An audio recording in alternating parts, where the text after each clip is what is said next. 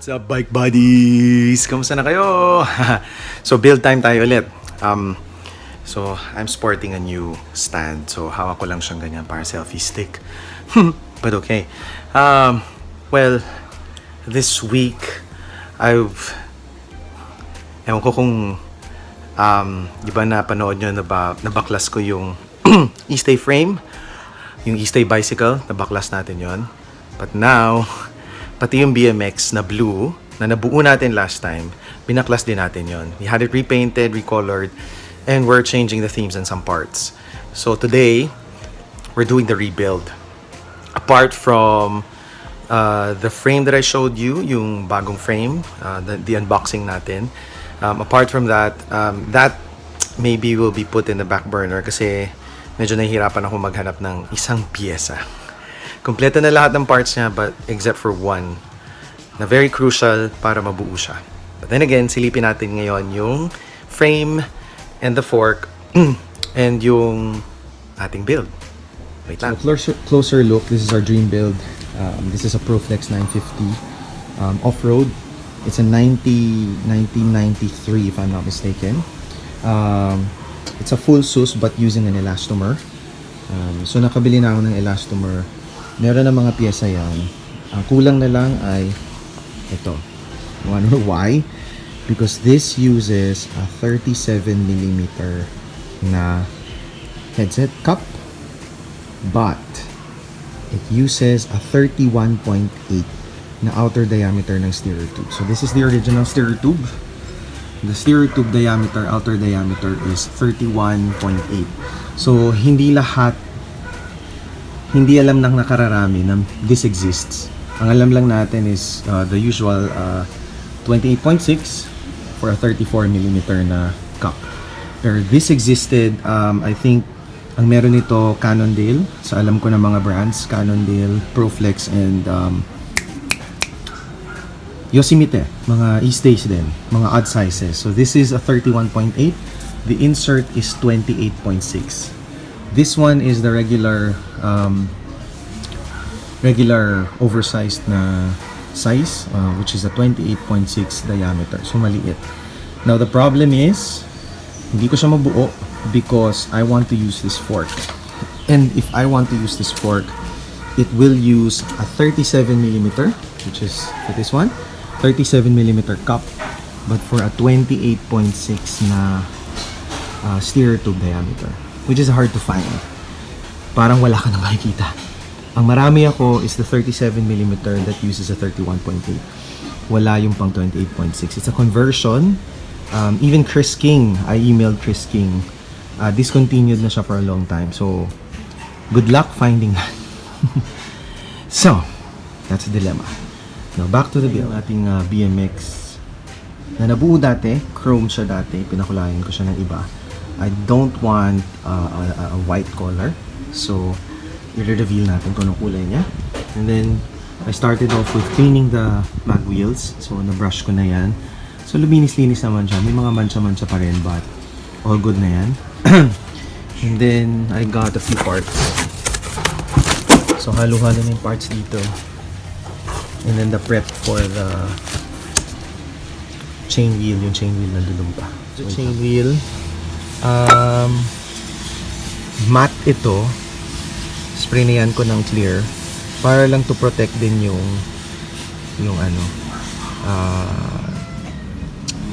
kanyang design, because I think pag ginamit mo siya, once you start using it, matatanggal siya.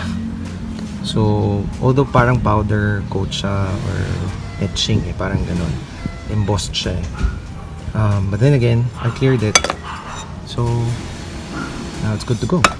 So I got a sealed bearing now, the C, all the chains here, and then the headset.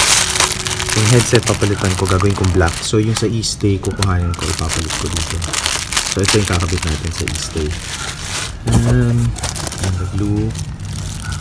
I'm also using a different brake for the rear. So makikita nyo siya pagdating ng pyesa dito. So continue lang natin. So we'll start to build na. And I got a OGK na blue grip, but I also got a different type of glue eh. So OGK din. We'll see kung ano yung mas babagay. Alright, and then the stock pa rin, the TKO stem, and then alright, let's start with the unboxing.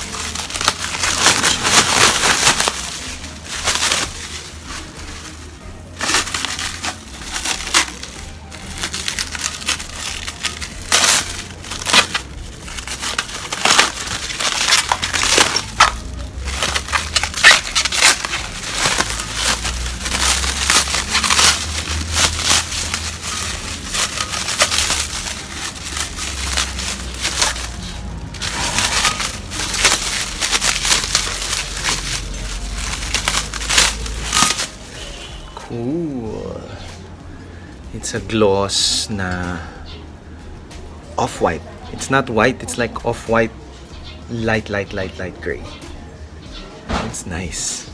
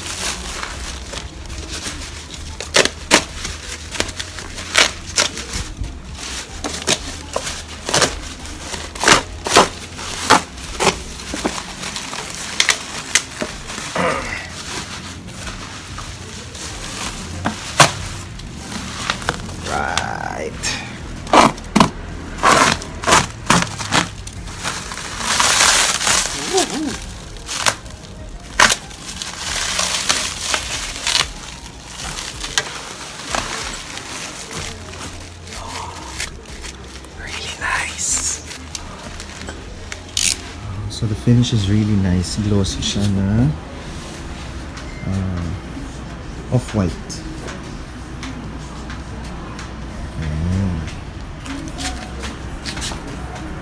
Ganda.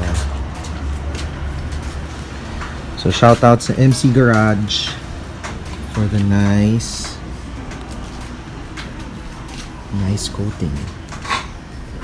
Cool.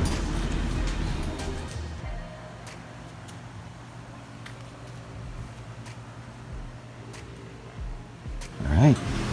So nakabit na natin tong chain wheel sa Odyssey chain wheel, Odyssey crank arm.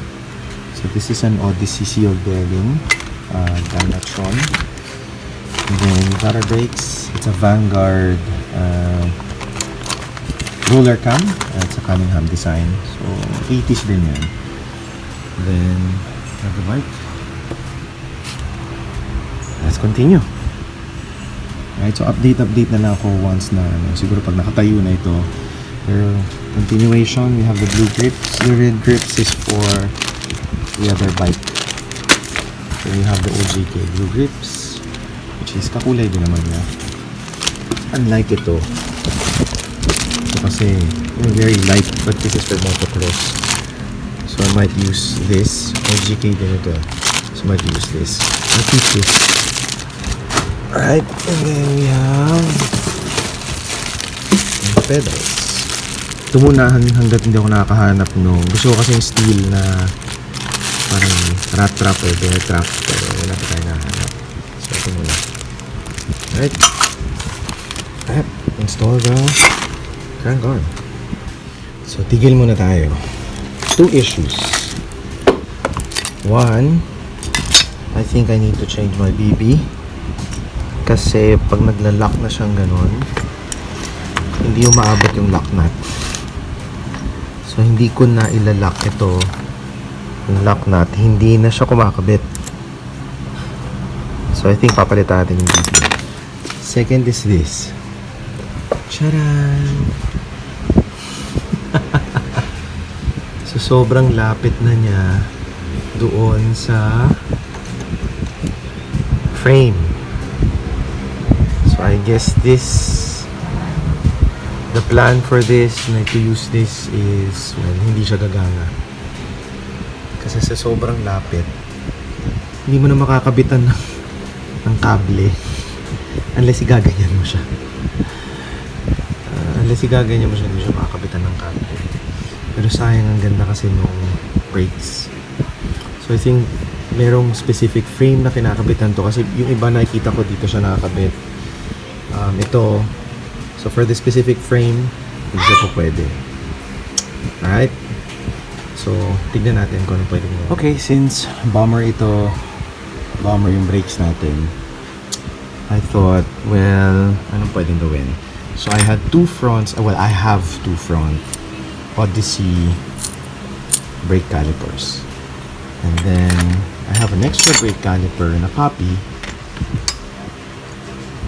na mayroong rear. So, I thought, well, since parehong harap ito, why not gawin kong rear? Ano ko yung shaft nito? And then, lagay ko rito. So, that's what I did. So, I now have a rear caliper. Okay? Yeah! So, it works. It works. So, ang problema ko na lang ito. So, I will clean this up. These are original Odyssey ones, pero Taiwan. Taiwan siya. Yes, Taiwan. Clean this up, buff it a little bit para kumintab. Alright? So hanggang doon muna tayo for this week. I'll figure out yung BB. Tingnan natin kung anong pwede natin gawin. And then, let's complete the bike. Alright? See you next week. Alright? So I've managed to put the brakes na lang muna. Brakes are Odyssey Taiwan. So, this one, kaya siya baligtad kasi I have a expander bolt na butas. So, the cable will go here, through here. And then, labas siya dito. Dito siya pupunta. Shoop, like that. Kind of like this. So, ayan. And then, the rear, kinabit ko na lang din na hindi ko pa kakabit yung gulong kasi wala akong crank. So, until next week, this is it for now until we get a new BB. Alright. OGK Japan. Nice. Hindi ako na nag-call. So, wait lang.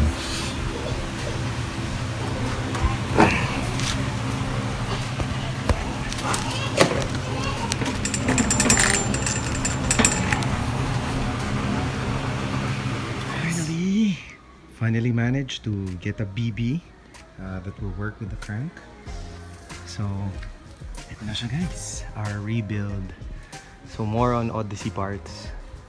So we have the Odyssey calipers, Odyssey crank arm, Odyssey plate, Odyssey TKO2 stem. We have a Diacomp levers, OGK grips, and then Odyssey front calipers. Nagawa natin ang paraan. This is a Colony handlebar. Not the most expensive but okay na.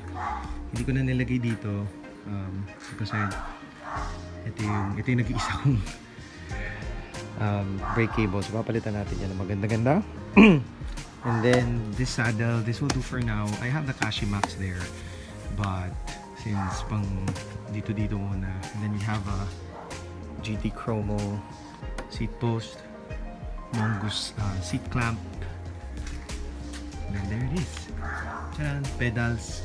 Wala pa akong pedals na magandang mahanap. I'm thinking of a bear trap or a rat trap. But for now, that will do. Yung alloy muna na mumu. And that's it. The build is finally done. Hindi ko alam kung out of place ba to o hindi.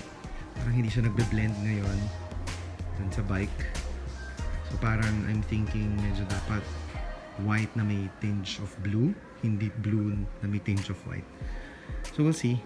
Tingnan natin kung anong naging lagay niya. But this is it, guys. Thank you for watching. There you have it, folks. Buo na yung BMX natin na dati chrome and blue, ngayon white, blue, black na yung theme niya. May mga konti pa tayong ilalagay doon. Like siguro meron pa lalagay na decals. And papalitan pa natin yung pedals. So until next time, watch out naman dun sa e-stay frame build natin. So that's coming up next. So like, share, and subscribe. Stay safe, ride safe. See ya.